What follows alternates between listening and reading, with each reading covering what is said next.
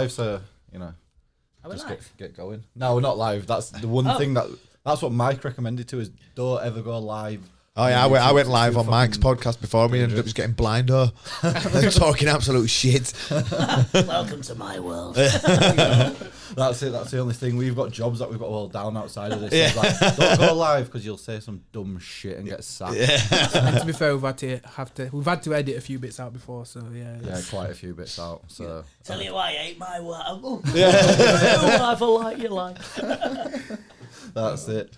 So we got Liam in here just taken 4 months, and then he decided to wreck his leg as well. So if we were taking him upstairs, we would have been absolutely shagged. Yeah, I know. I tore my meniscus last night training. I meant to be fighting in 6 weeks, but that's out window now. So it's probably going to be about 6 weeks before I recover. So yeah. So good time. At least I can get in here. Exactly. Yeah. every cloud. And all that. Every cloud. So you boys have been filming some stuff for your website, and Vinny's been doing some of the mine stuff. Yeah. We know literally nothing about it. I don't. So we had I think I'd commented one of Mike's pictures when he'd been hypnotised by you, Right. and I was like, "Oh, is this legit?" And he's like, "Yeah, get in touch with Vinny and see if he comes on your podcast. It'll be class." So do you want to, for laymen, do you want to kind of explain to us what it is and how it kind of works? And It's well, I'm a hypnotherapist, but I trained in neurolinguistic programming, which is NLP. That was 2007. The only reason I know it's 2007 is because I've still got my memory. But it was the day after Ricky Hatton fought Floyd Mayweather. Funny enough, he rung me at 4 o'clock in the morning going, "I knew he'd lose." him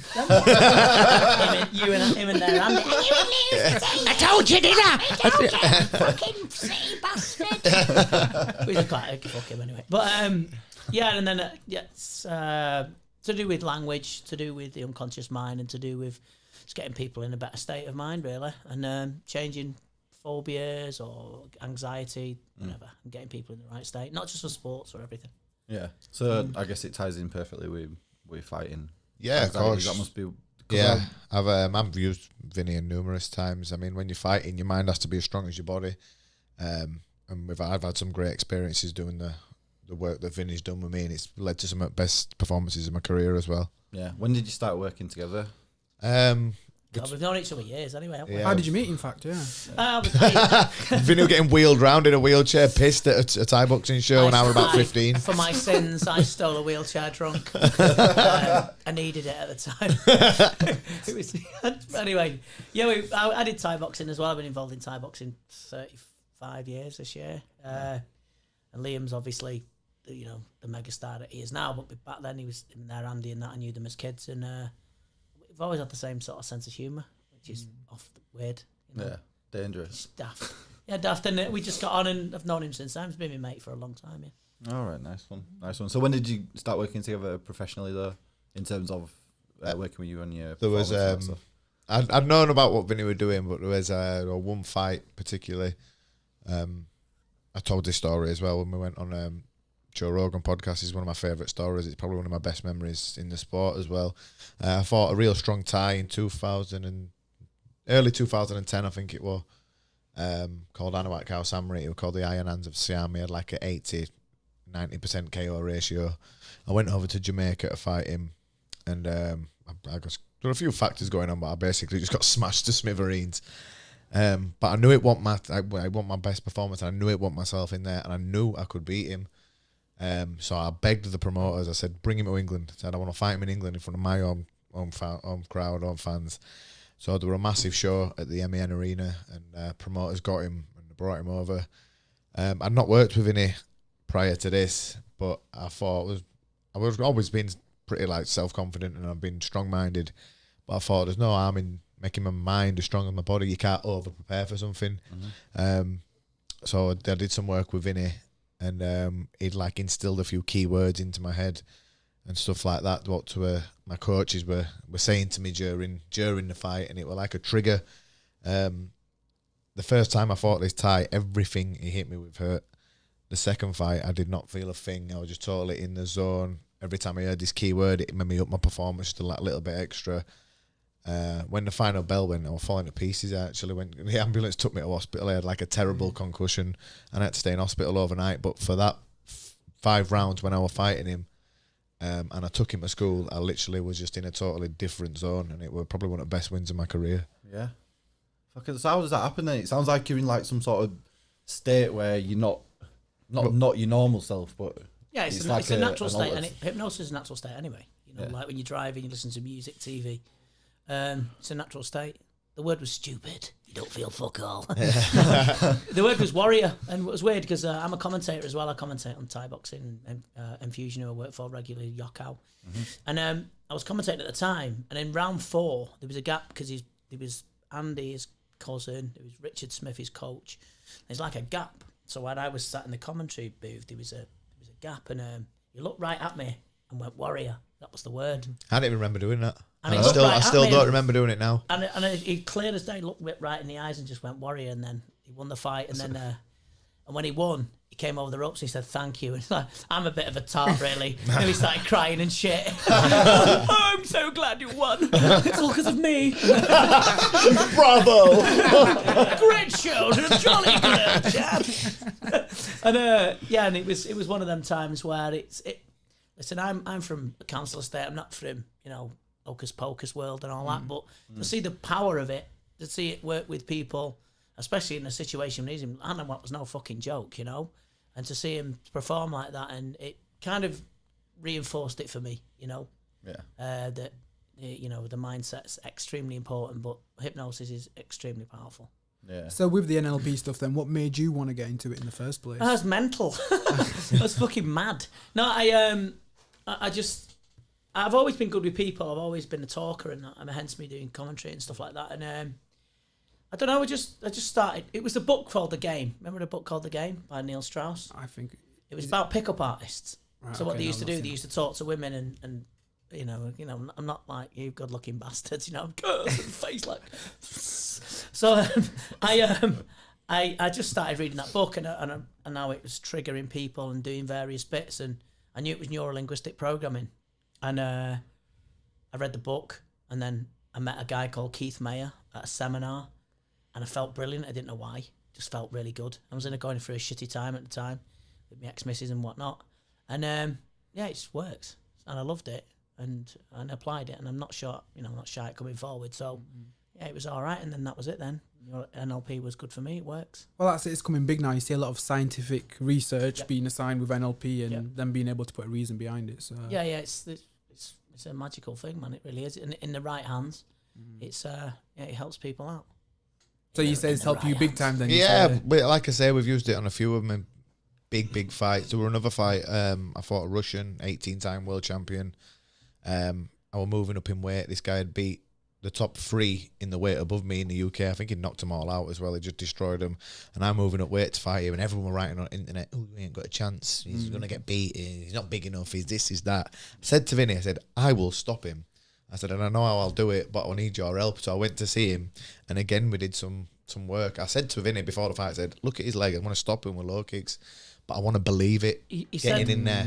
I sent him a recording of what we did. Do you remember? Yeah, and I listened to it before bed. It, and he listened to it, and then it was weird because I remember him saying afterwards it was a brilliant performance. We know how good he is anyway, don't we? But if you don't know, watch him. And when it was like a video game, he said, because everything they said, because we did it together. He told me what he was going to do. I knew from what the language he was talking about, the way he wanted to do it. The battle plan was set out by him and his coach, of course. And then when we put it together, he said it was like a video game. He said it was just like... I just knew like exactly when to do it and how to do it. And again, one of the words and the key things was... I said to Vinny, I'm going to stop him with leg kicks. That's my speciality anyway. But by the way he stood, I said to everyone before, and no one believed me other than him. I said, I will stop him with low kicks. But one of the phrases that he'd put in this tape was like a hot knife through butter. Right. And obviously, when you're kicking someone's leg that hard... That's how I stopped him in round 3. I think at the end of round, to be fair, he did well to get that far because at the end of round 1 he couldn't walk, and I stopped him earlier in round 3. But again, I had that in my head, like a hot knife through butter, every time I kicked him. And I think he even said that on the commentary. It's like a hot knife through butter, which is probably cheating really when you're thinking about it. When it's with Lurpak, I've had it all. But yeah, that were another one, a really strong one. No, go for it. Now that's big, yeah. I mean, with your other fights that you've had, going into it and not having to prepare mentally preparing with Vinny and prior to that, so you can say that you've seen a big shift in your mindset going in and out of the fights. Is it still quite similar? Or would you say it's completely different now? Since I've worked with Vinny, I don't have to do it every single fight, but I've took the stuff that we have done and I do take that with me into every fight. Every fight's different and your mindset has to be always the same confident, but there's always going to be a slightly different game plan and stuff like that. But the stuff and the techniques I have learned from Vinny, they still come with me. And it's not even just fighting, a lot of it is into everyday life. Like you say, your mindset has to be strong on all your goals, your training, what I'm doing outside the gym. So do you practice like mindfulness or anything like that? Well, Vinny got me into doing the Wim Hof method as well. Oh, okay. Yeah. So I do a lot of that and like meditation. I don't do much of that, probably once a week with the breathing and stuff, but the cold showers, and he's got me into all that sort of stuff as well, which is not just for fighting, which is great for that, but it helps with a lot of other aspects in life as well. Yeah, I've seen that with the Wim Hof. Stevie Ward said he did it, who plays for the Leeds Rhinos. Yeah, I think I've done Stevie's podcast before, I think. Yeah, he's on there. Yeah. So he was saying that. Yeah, we spoke about it on there. Yeah, I went to his house, been to Wim Hof's house and spent some time with him there. Wow. And he's some guy in fucking hell. He really is some fella, him. He's massive as well. Is he big? Yeah, he's fucking mad. Well, he isn't compared to me. Fucking dwarf. But I mean, he's massive and he's very probably the most powerful person I've met in his physicality. And you sense that from him when you meet him, he's like a fucking Jedi. You know what I mean? He's like Qui-Gon Jinn in the first Star Wars or whatever. He's just like massive, but he's so nice and so out for the planet and all that. You know what I mean? Without being too sort of, you know, he's a very, very special individual, and I urge people to have a look at him. Yeah, might not follow his method, but have a look at him because the guy's onto something. Yeah, you can even download his app on the phone now. Vinny told me to download the app, and that is it's only like $3.99. It is just a great app to have on your phone with the breathing and getting your heart rate down. It helps with your nervous system, does all the cold showers and stuff like that. So there are like a lot of health benefits from it. Well, his resting pulse rate is 31. Jesus which is ridiculous. Ice cold. 31. Yeah, and that's when he's in training, and when he starts doing the Wim Hof method, his pulse rate goes down to 31. Yeah, from mid-40s down to 31. That's mad. That's crazy. I know, yeah. I come back, I texted him, I went, Dilly, I'm fucking dead. How? Are you talking to me as a joke, like? Yeah, that's mad. I've not even looked into it, and do you know what? It's the whole cold shower thing. I'm just like, fuck that. Do you know what? That is mental though. It's like because the first like few days of doing it, I text him Vinny going, "This is horrible, mate. What's this all about?" And I used to start by having the water hot, and then at the last minute or so, just turn it cold. But it got to a point where it was just you're mentally so strong, you can just turn it cold. I was getting a wash in the cold. I don't want to bother about it. Yeah. It helps you sleep as well. Believe it or not. 100%. Oh, for real. If you can't sleep, if I can't sleep, I mean, I'm like insomniac anyway because. I get up, wake up, and then I go down the rabbit hole of looking on YouTube like everybody does. Think, oh, fucking hell. And then you're like, oh, shit, it's 4 o'clock in the morning. But I have a cold shower, and cold showers work every time for me. They make you go to sleep. And it's oddly enough that your pulse rate goes down because it trains your whole cardiovascular system. I'm not massively knowledgeable about it. I just know it works. You know, it's one of them. You know, I can't tell you the science of it. Yeah. He can, because I've been on his course as well. Went to one in, I think it was at the Lord's Cricket last year. But it works. Yeah. And it works for just everything. And like I said, it's a mindset. You know, you cold showers, the first thing, fuck that. But, you know, you get in it and you control your breathing. You're taking your mind elsewhere. And it works a treat, especially for depression. You know, in the Victorian days, they used to try and cure depression with cold baths. Yeah, dunk you in them. Yeah, dunk you in them and that. Shit. I don't remember. I know them all, but I don't remember. I've seen a documentary on it. Just put you in a chair and then dunk you back into backwards into cold water.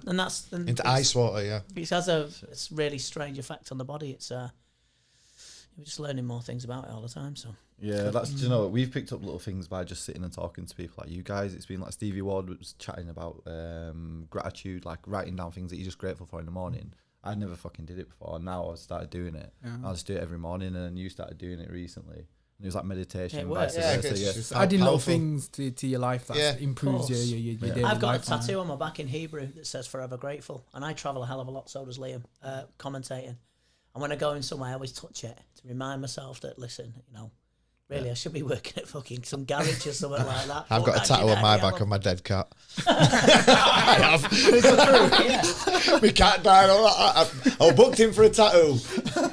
And then the day before, my tattooist, I usually just turn up and he designed something nice for me. And I didn't have anything planned. I turned up, he went, what we doing then? I went, my cat died yesterday. He went, so do your cat? I went, yeah. Came out, I thought, what the fuck have I just done? When you fought on Yoko, I thought, what? I forgot to ask. I forgot to ask you. It's his head. I've got a big Batman sign, a big tiger, like a big phoenix, fucking cat. Oh, that's quality. Oh shit! Because I clocked that and didn't. I clocked that. And it's ridiculous. I should have asked you, shouldn't have. But then again, we drank pints of wine afterwards. Yeah, that wasn't what you did. He did. It's his fault. But yeah. All right, nice one. That's a bit of an exclusive. That we A little picture of it now. The cat. You never know what's going to come out on these things. Honestly, once you get into it, fuck's sake. That's throwing me off. That. No, it's not. Luckily, it's on the back of me, so I don't have to look at it in the front of the mirror every time. Why would you get upset? It's a good job I've already got a bird. Imagine getting out of bed with a hook. What the fuck's that? Not never again. Fucking hell. Yeah. Oh shit. Yeah. So what was we chatting about before that? Oh yeah, fucking cold showers. Yeah. Do you know what it is though? I think it's one of those things where when you do something like that, it's similar to yoga. It's one of those things where you do it for a minute and it's like, yeah, it passes. And you were saying like, oh, people thought it'd help with depression in Victorian times, but you're saying it does. And it kind of makes sense because if a cold shower will end, like a bad situation will end, it will pass. Yeah. Like, do you think that's what it's... Well, you know better than me, but is that what it's kind of I had a into? status today, oddly enough, and it says, remember that sadly everything ends, but also remember, celebrate everything ends. So it's that different way of looking at it. There's a different perspective on everything, really. I just think that the evidence is this tangible scientific evidence that Wim Hof's done that you can't argue with. Like, he was injected with a toxin. Yeah, he did breathing, and then he didn't get ill. And then they said, well, it's because you're Wim Hof, you're a special, you're a one-off. So he said, right, well, I'll train people to do it, and then they'll do it. And then another half of the group, they all got injected with this toxin. I think it was like a flu thing, 24-hour thing. The people that got injected with it, who did the training with him, didn't get ill. The ones that didn't did. So there's evidence in it that I do my seminars. I do a little thing in my seminars where they get people to hold the breath. They breathe out and then they sit down when they can't breathe out anymore. Generally about 30 seconds. I always get some dickhead that tries like face red, going blue. Yeah, you're fucking great, mate. Well done. Yeah. And then you get them to do the breathing at the end, and then they all hold the breath for like 2 minutes. Breathing out. So it's easy to hold your breath. You breathe in and then hold it. Quite easy. Breathe out and hold your breath harder. But we do that, and it's kind of a convincer. When we went to America, I did that, a lot of that, and they like that. Right. And it shows a collective with all the gym. They're all like, you have to support each other. So it works. It worked that way. With visualization as well, then, do you include any of that in the process when you're working with your clients? It depends what style they are, because there's certain people that some people talk to themselves in the head. He does. Right. Talks to himself in the head, so you have to use words with him because he. Okay, so use keywords like say the warrior, like so for instance, like if you're a person that uses visual things, say, you're going to look forward to seeing something with a view to. So you see, I using visual words. Mm-hmm. And then if you're somewhere like Liam, you can say to yourself, you believe that anyway, and because he talks to himself in his head. I think most fighters do. Right. Okay. But they have to have a certain level of visual understanding. You need a strong imagination to have as well, though. Yeah. Of course you do to put together what you want. So visualization works, but not for everyone. Not for everybody. But it's finding the learning styles, and that's what I do. Is try and find with my clients. Is try and find what makes them tick. Well, I don't try, we do. I might find what makes them tick, and then it works. What worked for you, what worked for you, what worked for Liam, worked for me, whatever, So it's all about the individual. So that's why it's such a good job. It's an eclectic mix of people. We all get different ones, So it's good.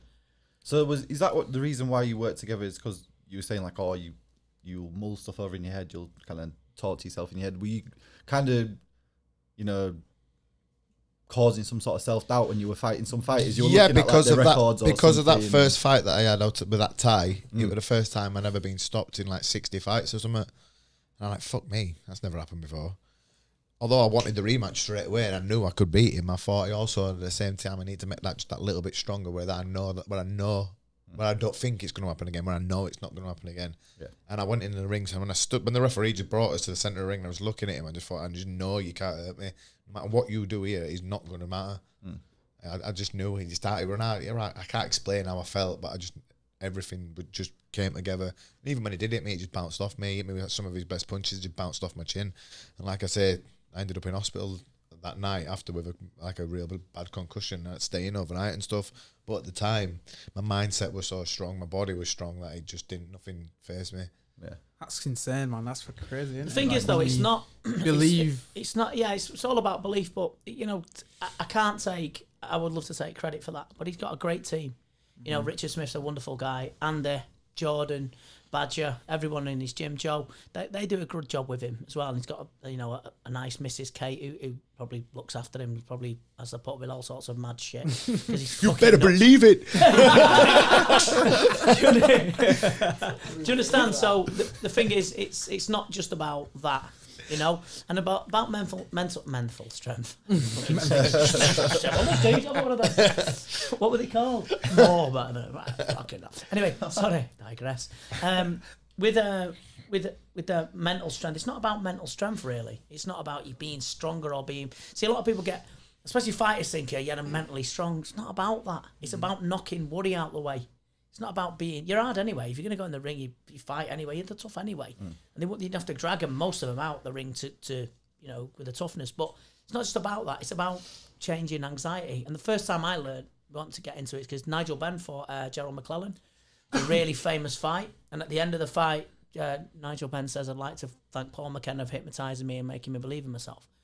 And Ben was fucked. If you've seen that fight, he gets knocked out. First round. It's horrific. He was lucky he didn't get stopped then, though, but how he got up and carried on. Yeah. It was just a shame what happened to McClellan and the rest of it, but how he pulled himself up the floor and then come back to stop him in the later rounds. Yeah, it's one of the greatest fights in Britain you'll ever see. Yeah. Tyson had a hypnotherapist. Joe Calzaghe did. Steve Collins. Steve Collins. So it does work. It just adds to your game. I can't guarantee you win. Lomachenko uses a mind coach. Lomachenko uses a mind coach as well, so... Can't guarantee a win, but it adds a little dimension to your sport. It's like a dietitian. Like I just said earlier, you can never be too prepared. Yeah, you can under-prepare. You can't over-prepare. That's true. Yeah, it's true, man. It's true. Yeah. So one of the reasons we call the podcast the Make It Mastermind podcast, we read a book by Napoleon Hill called Think and Grow Rich. Yeah, I know it. And it's about basically getting like-minded people together to work towards a common goal. So over the years, how have you gone about making your own circles and knowing when to cut people out and like to create synergy in between you and your team? I've been lucky, really. I've always had a good, solid team behind me who have been loyal, and I've been loyal to them. And we're not only friends, we're family. And Vinny's part of that as well, even though he's not from the same gym. He's part of my team, and he has been for a long time now. My gym is probably the most successful gym in Europe as well, and has been for the last 10 to 12 years. So not only have I worked hard, I've been lucky enough to have other top level fighters around me working hard, and all that does is bring the best out of you. And even when I went to live in Thailand when I was younger, there's a lot of gyms out there that will take liberties on Western people. If they see a Western person come into their gym and they know they can make a bit of money on them, they will do it. I was lucky enough to be in a gym in Thailand where I got nothing but looked after. I got treated well, and I had another great team around me then. That was at a GT gym, and I was there for 2 years. And even when I go back to Thailand now, I train at another gym because they're my sponsor gym with a lot of top level fighters in. But I will always go back to that gym and just to do a few sessions there a week just to say hi to him, because he was like my Thai dad really when I lived there. So I mean, there's always gonna have a few haters who are around who are just like clinging on and stuff, especially since like me and Vinny have like blown up quite big recently, and we've made it big in America. Obviously, Vinny's been on Joe Rogan show 3 times now. I came on with him the last time and stuff. But yeah, like I say, I've been lucky enough to always have a strong, loyal team behind me. No, that's big. Well, I wanted to ask you guys later on, but Miles, ask you now. We've gone on the Joe Rogan podcast. What was that like, meeting Joe himself? The first time was fucking awful. I'll have to admit. Because look, I took it. Basically, what happened was there was a fighter called Joe Schilling, and he was fighting in the Glory World Series for 150 grand.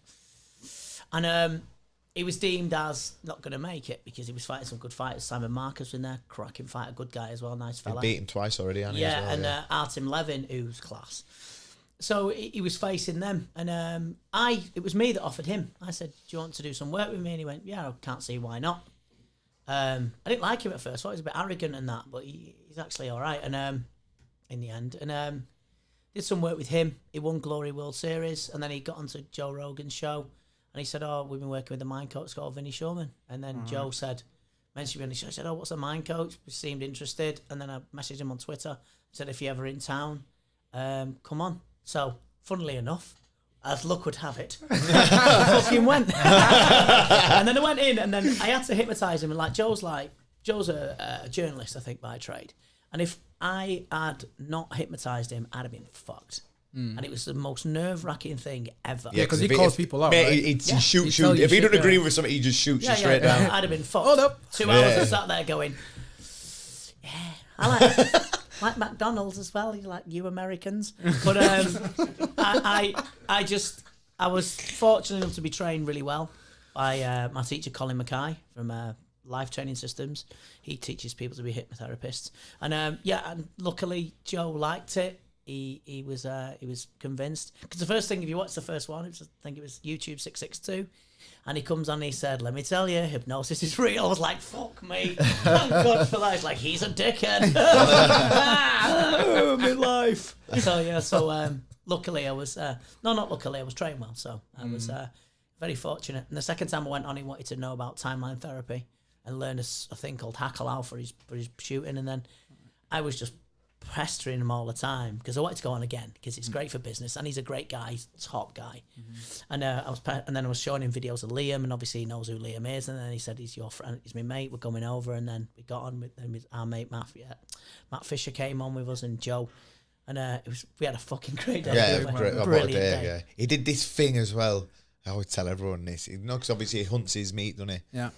So in his studio, he's got his little gym there. His kettlebells over there. He's got the bit where you do the podcast.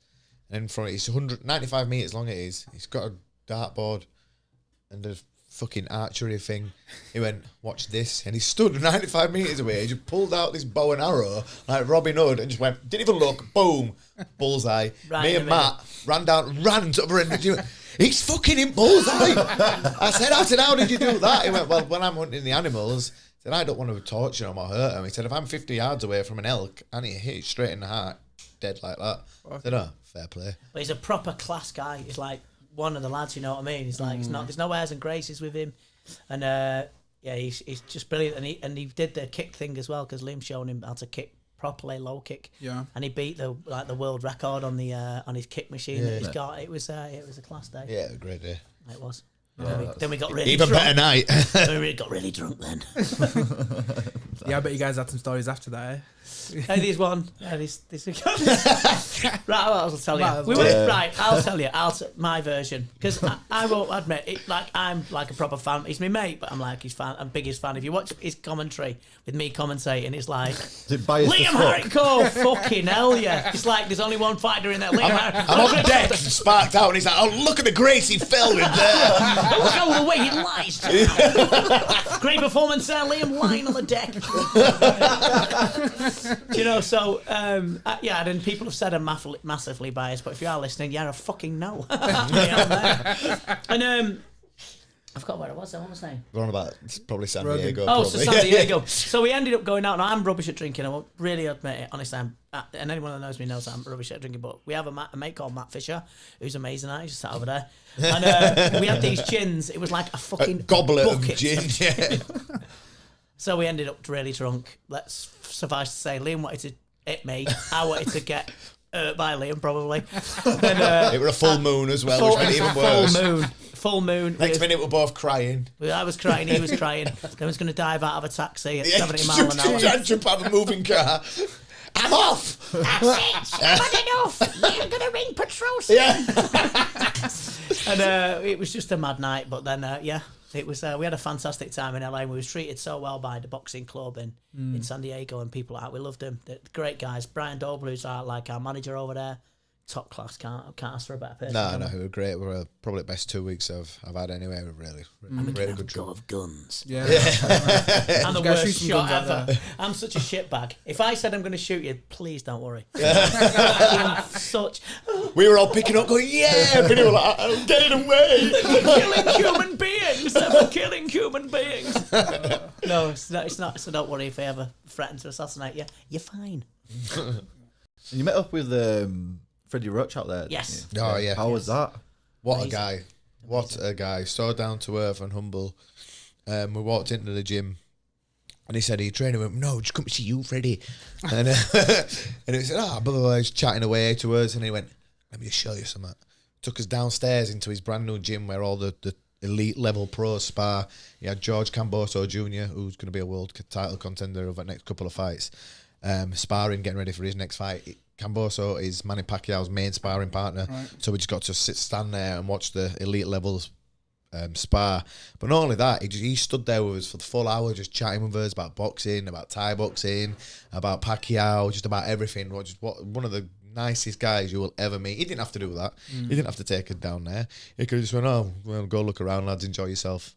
But he didn't. He took time out to come down with us and talk to us, get to know us, ask about my career, Vinny's career, everything. Do you know what I mean? So he didn't have to do that. And what a great guy. Yeah, And the thing is, as well, there's less famous people who are pricks. I was just You know what about I'm to saying? say, like, we've And he had, was proper sound. like, you guys, we've had, like, Steve Ward, Josh, Mike, people like that, and, like, lads who I play football with, like, they freaked out about Warrington. They're like, "Oh, what's he like?" I was like, he's like he's a fucking normal guy, and all these people are fucking normal. And they'll treat you with respect, and there's no ego. Do you know what I mean? It's not. And it's like the whole, online thing. And it was just like, I forgot where I was really going with that, but Some knobheads out there, basically. that's it. Like, there's way worse people out there than what you'd think, and people build up a bit of a perception online, like, "Oh, he's got 100,000 followers. Bet he's a dickhead." Like, straight away, just like, "Oh, he must be a prick or whatever because he's a bit Instagram famous or whatever." And you meet people, and it's like the sound. I don't see how you can change. No. I went to Koh Samui and this guy met me. And he cut long story short, he went, "I don't believe you've done the Joe Rogan." I went, "Fucking hell, and I can't fly." You know what I mean? I'm going there. We'll just wait there while I walk across the sea. Fuck off. I don't get it. I mean, I understand hero worship, and you get starry eyed over people. We certainly was over Freddie Roach, but I mean then again, I think if we would have found we went searching for Golovkin up in Big Bear. Oh, yeah. Where he trains with Abel Sanchez. We went up there searching for him. I've been 4 times looking for the bastard. Never find him. It's that dickhead that came from Manchester. Looks like Louis Walsh. Fucking old Louis Walsh. You know what? But we got there. Tell him a story about Joe. So we went to his This is how restaurant. sad we are. We went to his People think restaurant we are where sad we fuckers. know he eats every day when he's up training. I watched it on 24/7 and went, "Liam, I found out where he is. I went, It's "Let's not roll." far." So we're there. No, tell him what we ordered. We ordered exactly what he has. Went in and went, "What does Golovkin have for dinner? We'll have it." I can't fight to save my fucking life. So we sat there having this steak and all that. And then You had ribs with tomato sauce. I have tomato sauce and everything. Meant to be strong. What do you think I've got in my hair? Tomato sauce sticks it up. Tomato sauce clothes. So his Golovkin's manager walks in. I'm going, "Fucking hell." Tom Loeffler, wasn't it? He's going to come in. He's going to come in. So our friend goes outside for a sit, doing a little puff on his vape. He comes back in and goes, "Lad, he's here. He's fucking outside. He's here." 2 little Mexican geezers walk in. He went, "Is that him?" I went, I said, "Do you even know who Golovkin is?" He went, "Nah." He's outside. We were like, "Oh, there is a God, the Lord of Attraction. Thank you." Yeah. Secret, I knew you'd come through. We were like that doing his hair. Oh my God, we're going to meet him. Hold on. 2 little Mexican. One of them had a tash. We're like Charlie Chaplin, It was Mexican like, version. it was like fucking Oompa Loompas, didn't it? He went, is that him? Do you know who Golovkin is? He went, nah. But they were putting all tables together, right? They were putting like a table, all tables, and I thought, and it was the HBO crew who were filming for the fight with Canelo, I think it was. Yeah. And we were sat there and we was thinking, and we'd finally started dinner, and the waiter's like, "You're gonna fuck off, lads." So what? And we were like, "Oh, can we just look at the dessert menu for the 57th time? For an hour. Yeah, we was there. Did bump into him then? No, when we went up to Big Bear, and we just kept driving past Big Bear up, and he came outside. We went outside his house. Yeah. We sat there like fucking, like proper weirdo. Yeah. You know what? Looking back, it is fucking odd behaviour, didn't it? We were like, will he come out? Oh, shit. God. True story. Yeah. Like, Gennady, don't go outside. There's a fucking weird car out there. It's been there for hours. Just up and down. Sauce outside. Keeps flashing its lights. Stood behind trees with binoculars and all. Last time he ever goes to camp up there. Yeah, but he's he still got robbed twice, I believe. Yeah, he did. Yeah, he did. You know what I mean? We tried to ask a few people on the podcast what they thought about the way that boxing judging's been going, and it's corrupt. If you're a golden boy fighter, you're gonna win. It's pretty much simple as that. Yeah, it's the casinos. That's why when people said Floyd Mayweather's coming out to England, they won't let him out of this because there's so much betting goes on. He makes so much money for Las Vegas. They're not going to let him out. You know what I mean? So. But I mean, it was ridiculous. I mean, the first fight he won. I thought he won the second fight, but it's open to conjecture that because it was close. Which I just don't like. I just don't like Canelo. No, I'm not gingerist or anything like that. My mum was ginger, and Andy's ginger. Catherine Tate. But that's it. I mean, that's all. I personally thought it was a travesty, especially when he got caught with steroids, and then they go, oh, we forget about that now. Yeah, everyone's forgotten about it. Yeah, ridiculous. Me and Liam haven't. Never. No, that's it. It was the same with the Fury Wilder fight as well, wasn't it? With the decision that day, and I thought that was a bit. Yeah, but with that one, I've said this to a few people with that one. You can't go to someone else's backyard, get knocked down twice, and then still. Do you know what I mean? Yeah. Golovkin didn't get knocked down. He didn't get wobbled. He won more rounds than Canelo. That was a bigger travesty than. Although Fury did win in my eyes by 2 rounds, I had him winning by, only because of the knockdowns. If it wouldn't have been that, it'd have been winning by 6 rounds. He'd have won. Do you know what I mean? But the Golovkin fight, he didn't get rocked. He didn't get wobbled. He didn't get outboxed. He lost a few rounds here and there, but he needed the better work. But Fury getting knocked down twice, I can understand why. You cannot give American judges any excuse to rob you, because you give them one excuse like getting dropped like that, they'll do it. Do you know what I mean? So, but for that is probably one of the best things that could have happened in that fight. Giving it a draw, they're going to do it again, and Fury probably just box his head off this time.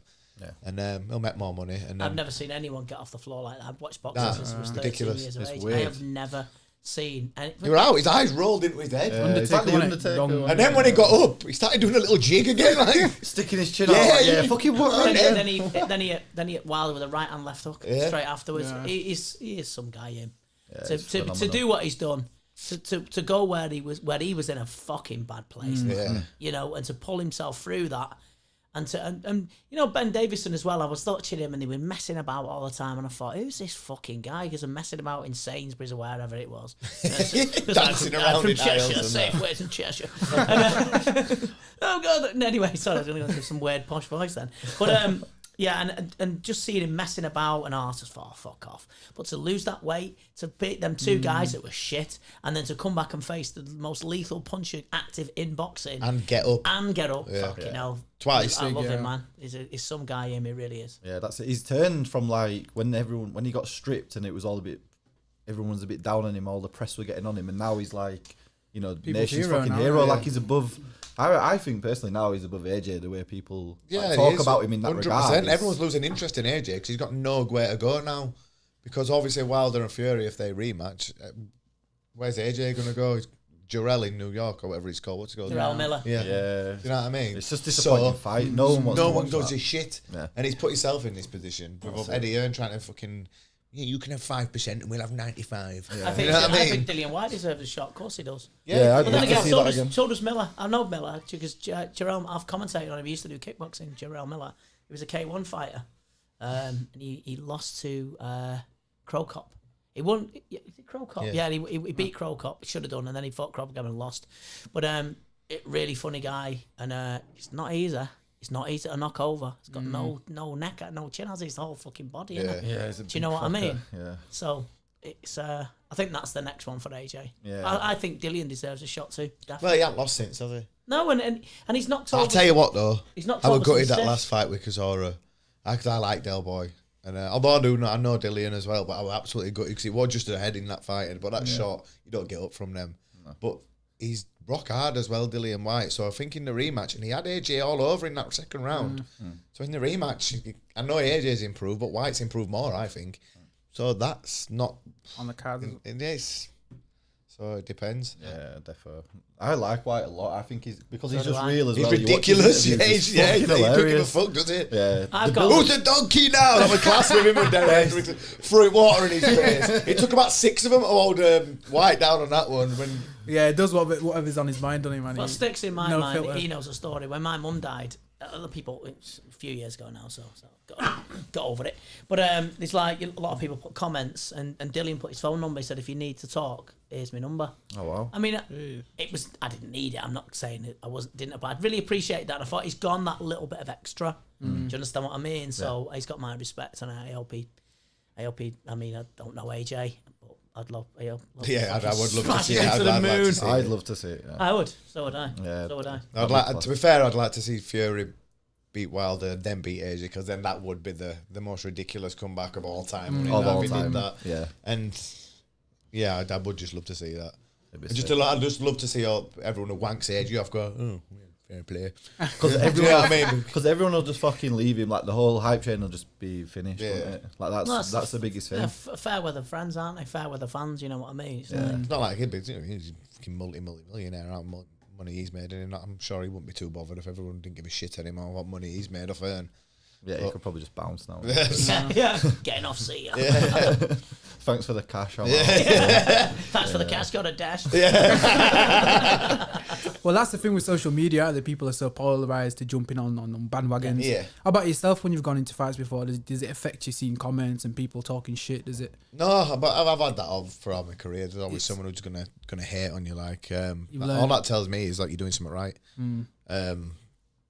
But yeah, I still get it now. I still get like to every 50 good messages I get, there'll always be one knob. Look at him, he's kicking wrong.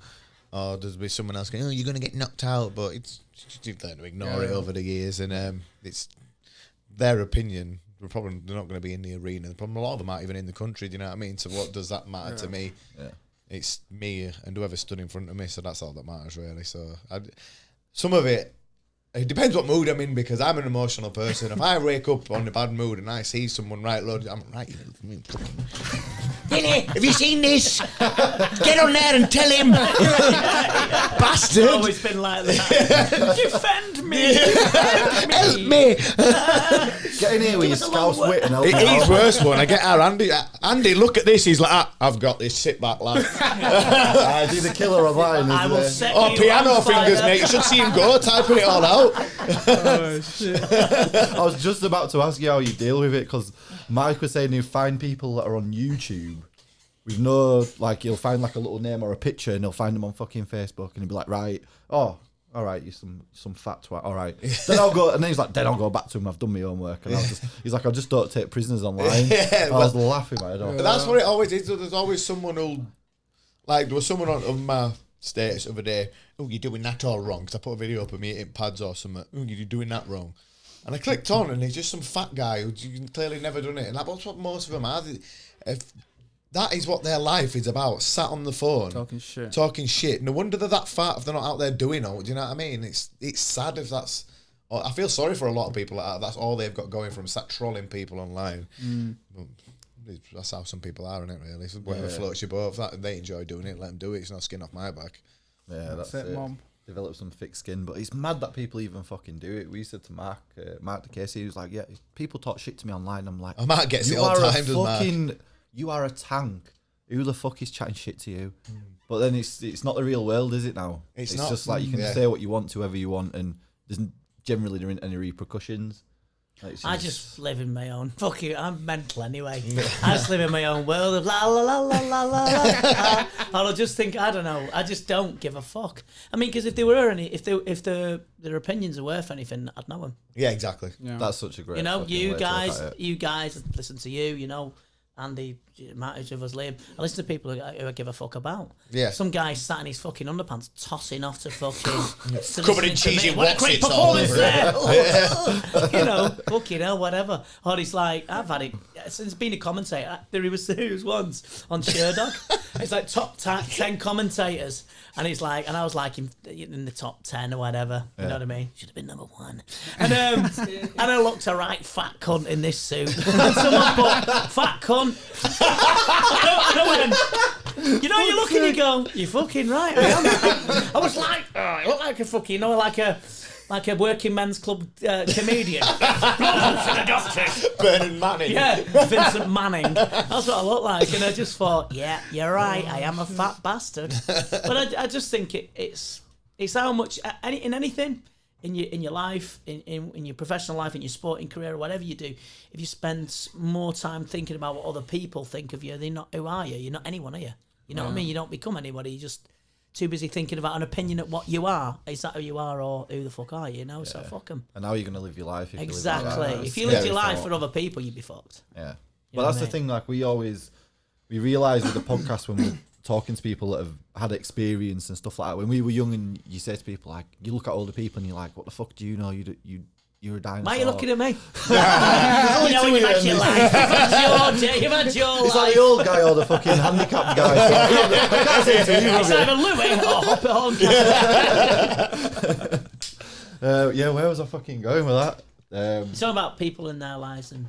Yeah, that's it. So when getting advice from like older people. That's it. I always used to think experience is bullshit. And then we had Neil who owns King Kobe barbershops in Leeds. Oh yeah. Amazing guy. And it was the first time someone had sat to me and he said stuff that were just like genuinely true, and I was like, fuck me, like that's what life experience really looks like.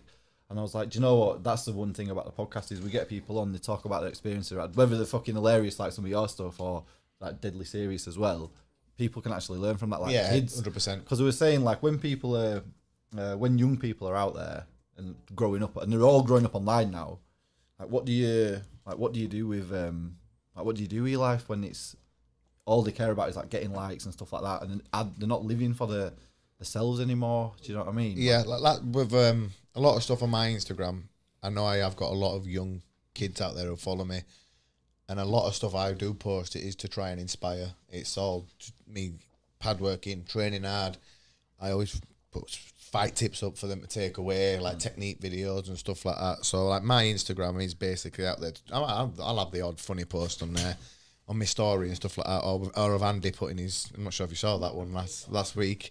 I fought in Italy last week, and Andy got so pissed afterwards.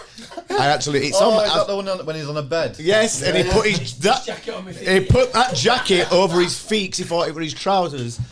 I'm not sure if anyone saw that, but it's still on my phone, and I'm just going to post it every 6 months just to remind everyone about it. That, and we'll edit that. Yeah. But most of my videos are to try and inspire. It's like me training hard, me eating the pads, me sparring with the guys from the gym, fight clips, fight tips, technique videos, and for people to try and up their game. Yeah, because everyone's got a collective responsibility now. Yeah, of course. And for me, being a champion, that's what it's about. Not about a fucking belt and look at me. I mean, there is an element of that, of course, but to be able to inspire, to help, because everyone's going to be a champion. I did a seminar, and the coach rung me a couple of days later. He said, some of them didn't like you said that, they can't all be champions. They fucking can't, because you've got to go where he'll go. I wouldn't. I'll tell you that now. Fuck that. That hurt. I died down. I did an Oscar-winning performance. I'd roll down and shit. What's the Monsters Eat spot? And he goes, "You see me in round 3?" I went, "Yeah, yeah." I was there. But I mean, and it's not for everybody. But I mean, I think you have a responsibility in my job, in Liam's job, and what we do. You guys, you're trying to give an information over to for the good of people. It's nice what you do. I respect asking us to come on here. So thank you for that. No, we respect you coming on Thank here, you, honestly. man. But I just genuinely believe if you can help somebody out, if it's fucking help, if you can be decent, be decent. That's my thing. You should be decent to everybody, not just to people that will get you a step up the ladder or get you some likes. Be decent to everyone because you can see. Nice to be nice. Of course it is. It is, and it's free.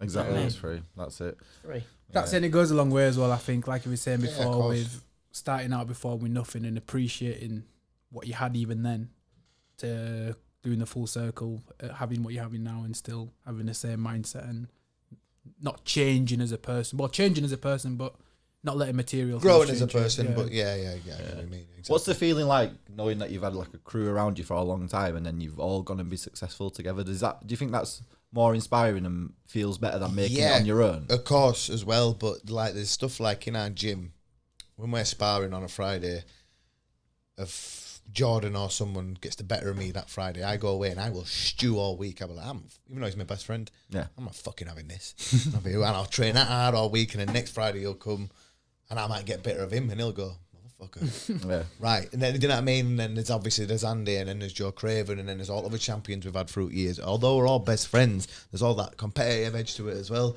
So we all bring out the best in each other, and we'll all kick the crap out of each other, inspiring. As soon as it's all done, then we're all friends again, and we'll go out, we'll have some food, and we'll all happen again next Friday. But to have a team around you like that, you're blessed, really, because like I say, we've been one of the best gyms in Europe for the last 10, 15 years. One of in the world, not just Europe, really, because we have been able to fight with the top Thais and all the Westerners, and it's been something quite special. Richard Smith's done a great job. Yeah. What's the atmosphere like for someone new coming into the gym? That's what the thing as well. When it's not just a gym for fighters. There's probably like our classes at the minute on a Monday, Wednesday, Friday. There's going on 50 people in there. Only 10, 15 of us might be fighters. Then you've got the intermediates, and then you've got the beginners. It's open to everyone. Everyone's treated the same. Everyone's part of the family as soon as they walk in. No one needs to walk in and like think, oh, what's it going to be like in here? Yeah, you might see some fighters hitting the pads hard or stuff like that, but everyone will be welcoming. Yeah, it is an easy environment to walk into. Yeah, that's it. We had P who trains over at Golden Team, and he was saying the same thing. We were saying like, how do you get that sort of culture? And it's just about having it sounds like it's just about having the right people, like no egos, treat a person as a person. You can't have an ego in that gym because you'll get it kicked straight out of you. Yeah, literally. Yeah, if you go in there thinking, we've had people walk through that door. A few like Polish and Russians have come in and they've gone to the boss, they've gone to Richard and gone, I'm champion Poland, I want to spar your best fighters. Remember like that? Fool, you better come on in. Honestly, they've started trying to go hard with us, they've got an idea and just never come back. But if your respect is there and stuff, we get fighters coming from all over the country. We've got someone coming from... I've just done a seminar in Florida. We've got a guy coming over from Florida next week to train with us because he enjoyed my seminar so much, and he's so excited. He said, "Dude, I can't wait for y'all guys to kick the fuck out of me, man." And I said, "No, it's not going to be like that, mate. He'll be teaching you." He said, "No, you can just fuck me up." But that's Americans are crazy. Yeah. We are welcoming to everyone. Like I say, everyone's part of the family. Beginners, intermediates, fighters. Everyone will be the kids team as well. We've got the best kids team in probably Europe at the minute. How many number ones we got, Andy? About 10. About 10 UK number ones from 6 to 7 years old up to 13 years old. Yeah. So we have got like the strongest kids team, the strongest adult team, and we have done for like the last 10 to 13 years now, maybe. That's sick. Wow, that's just a compound effect of you guys starting out and always wanting to get the better of each other, though, isn't it, really? Yeah, like, we all learn off each other. Like, someone might go to Thailand and learn something new. They'll come back and they'll teach us. Our boss goes to Thailand every year, so he's always picking up new stuff. So he's not just like got complacent. I lived in Thailand myself. I still go there to train for my fight, so I'm bringing new stuff back into the gym. As soon as I learn something new, I'll pass it on to someone else. I'll pass it to someone else. So we're all learning together. We're all staying close and tight-knit. Yeah. What did living in Thailand do for you as a person? Like, shape you outside of fighting? Did it do anything to you? Did it change your mindset on anything? Is that a weird question? No, it's just I had some crazy times out there. I mean, how old were you when you first went out there? 19. Well, the first time I went out, I was 17. Yeah. I just went for a month, and then I went back again at 19. I went for 3 months. I went my first 29 pro fights unbeaten. My 30th fight, I fought my first time I fought a Thai champion. And he top elite level. He just come off some big wins in Thailand. Dual, was it? Yeah, Dual, yeah. Round 2, I dropped him. I went boom, dropped him. I thought, gonna knock him out here. Easy this. Tyson Fury, he went down. He went, whoop. He smiled at me. He had no gum shielding. He had blood all over his teeth. And I thought, that's weird. I usually don't get up when I hit him. And he fucked me up for the rest of the fight. 3, 4, and 5, he just absolutely battered me. And he gave me a bit of a schooling and a lesson. And I thought after that fight, if I'm going to mix it with these guys, my power style, they're smart enough to nullify it. So I need to work out how to be able to beat him on points, because they're all smart enough to be able to either handle the power because they're that tough, or they're smart enough to nullify my shots. So I had to go over there and learn how to fight their way as well as mixing it with my way. So when I went out there, I mean, I've probably fought there about 30 times over the 2 years that I was there. I was fighting week in, just trying to get as much experience as possible and try and build my name out there.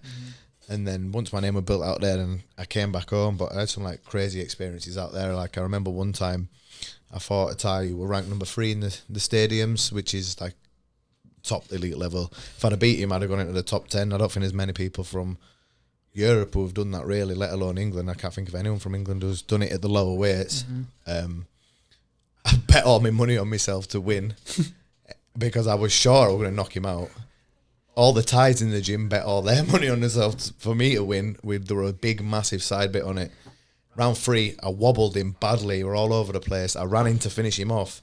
And as I went to throw a punch, he kneed me and it just took all the wind out of me. And I could hear all the Thais screaming in the corner, going, finishing him. I'm going... The bell went. I went and sat down. And they went, what are you doing, man? Didn't you finish him? And I went... It had just took everything out of me. So round 4 again, almost the power in my shots had gone. And he won round 4. And round 4's the money round.